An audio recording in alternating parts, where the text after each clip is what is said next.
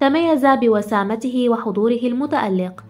ومؤخرا أثارت الفنانة التركية هاندي أرتشال الجدل خلال لقاء عفوي جمعهما في مهرجان البحر الأحمر السينمائي، وذلك بسبب نظراتها له والتي فسرها الجمهور على أنها نظرات إعجاب.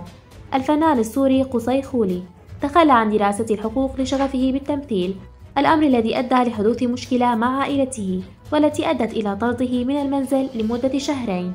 لم يتزوج الفنان السوري من حب حياته الذي استمر لمدة 7 سنوات، وذلك بسبب اختلاف الأديان.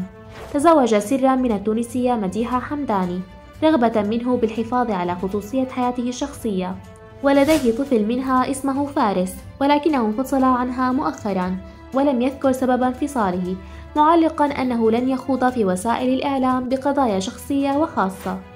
هل أنت من محبي الفنان قصي خولي؟ وإذا كنت كذلك فما هي أبرز أدواره المفضلة لديك؟